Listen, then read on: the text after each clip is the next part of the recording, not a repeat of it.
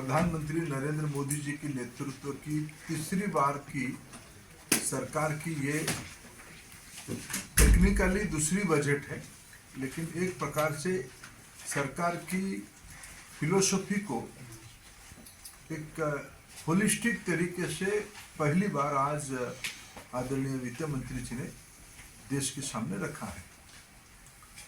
मैं एक वाक्य को पुनः उद्धृत करना चाहूंगा। अभी अभी प्रधानमंत्री जी ने बजट के ऊपर रिएक्शन देते हुए कहा,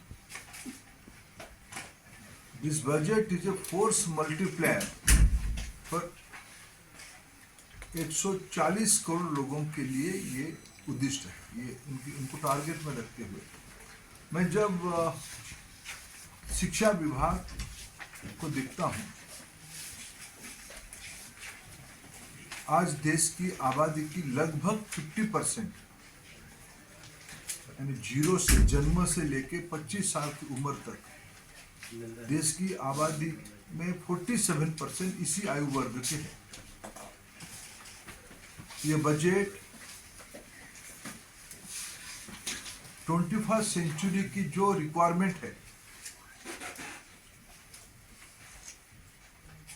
नवजात शिशु से लेके युवा तक,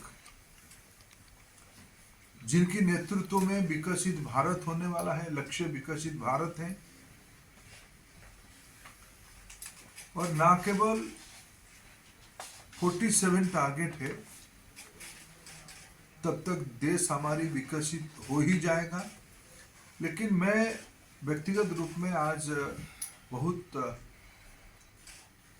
थ्रिल्ड हूँ, बहुत रोमांचित हूँ, बहुत उत्साहित हूँ बजट की जो सैद्धांतिक पक्ष को देखते हुए। इस बार की बजट में relating to young generation of our country, इसकी लाभ सिर्फ 47 तक नहीं है, क्योंकि आज जिन बच्चा, जो बालक, जो बालिका, जो बॉयज एंड गर्ल्स आज जन्म हो रहे हैं, वो 2047 में 22 साल के होंगे। जो आज 5 साल के हैं वो 27 साल के होंगे। जो आज 10 साल के हैं वो 32 साल के होंगे। और जो 20 साल के हैं, जो कॉलेज में है, वो 42 ईयर्स में होंगे। आप अनुमान करो, जो व्यक्ति 22 से 42, 22 टू 42 एज ग्रुप में रहेंगे 47 में, they are the global leaders. उनकी एम्पावरमेंट के लिए इस बजट में कई सारे आउटलाइन किया गया है। मैं इसलिए प्रधानमंत्री आदरणीय श्री मोदी जी और देश की वित्त मंत्री आदरणीय निर्मला सीतारमण जी का आभार प्रकट करता हूँ।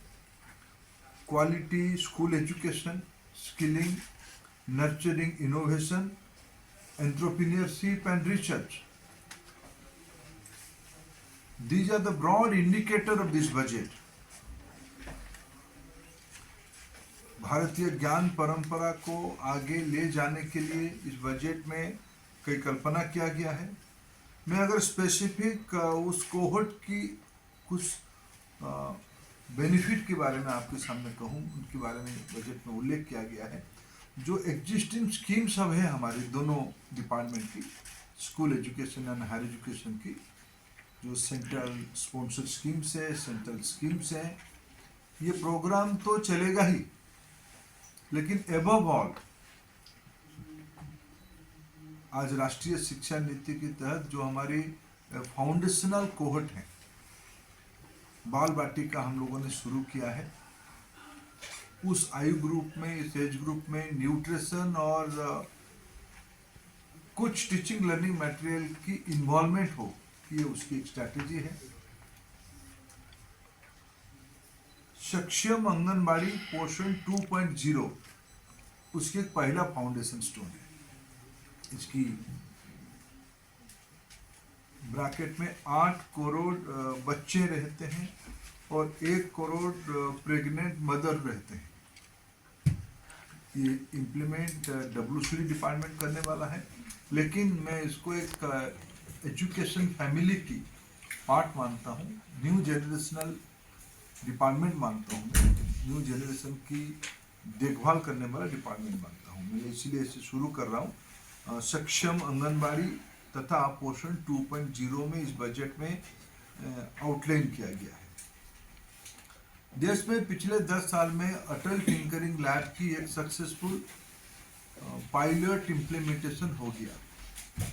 10,000 स्कूल्स में बच्चों के अंदर इनोवेशन, एंटरप्रेन्योरशिप और क्रिटिकल थिंकिंग बढ़े और सरकारी स्कूल में बढ़े, रूरल एरिया में बढ़े, पेरी अर्बन में बढ़े। एक सफलता के साथ वो स्कीम आज इम्प्लीमेंट हो रहा है। उसको एक क्वांटम जंप देने के लिए, लीप फ्रॉगिंग करने के लिए, फिलिप देने के लिए इस बार बजट में 50,000 अटल टिंकरिंग लैब अगले 5 साल के अंदर बनाने के लिए एक जायंट स्टेप लिया गया है।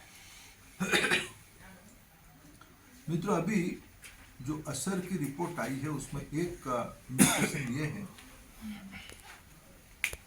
मैं आज बजट में ही कहूँगा लेकिन मैं एक असर की एक स्टैटिस्टिक्स को कोट कर रहा हूँ।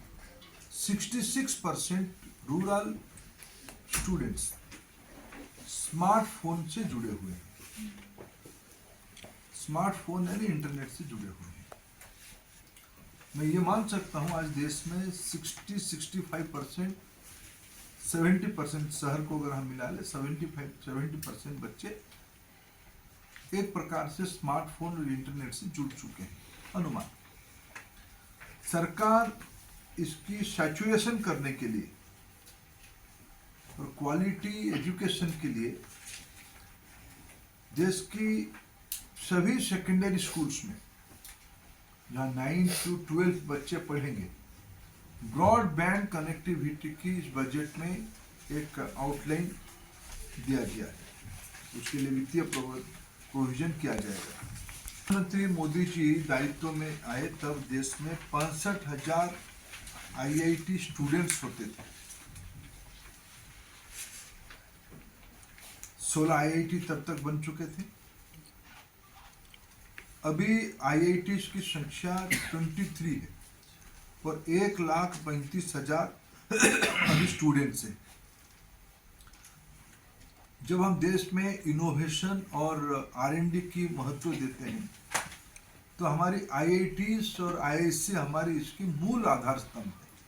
बाकी इंस्टीट्यूशन भी अच्छे काम करते हैं लेकिन IITs हमारे एक रिसर्च यूनिवर्सिटी के रूप में, टीचिंग यूनिवर्सिटी तो है ही, रिसर्च यूनिवर्सिटी भी है, लेकिन आगे उसको एक इनोवेशन यूनिवर्सिटी, टीचिंग, रिसर्च और इनोवेशन एक इकोसिस्टम एक दूसरे से जुड़ी हुई है। 6,500 नए IITians को उसमें से इस बजट में जोड़ने की व्यवस्था किया गया है। नए कोर्सेस, विशेष करके जो फ्यूचरिस्टिक कोर्स, तो IIT अपना अपना कोर्स इन्विजन करेंगे। AI और 21st सेंचुरी की जो डिस्रप्टिव आइडियाज आ रहा है उस ढंग से IITs आज ए ऑटोनोमस बॉडी वो अपना कोर्स इन्विजन करेंगे। ऐसे 6,500 नए स्टूडेंट्स के लिए हॉस्टल्स, क्लासरूम, फैकल्टी, ये सब उसमें से व्यवस्था किया जाएगा।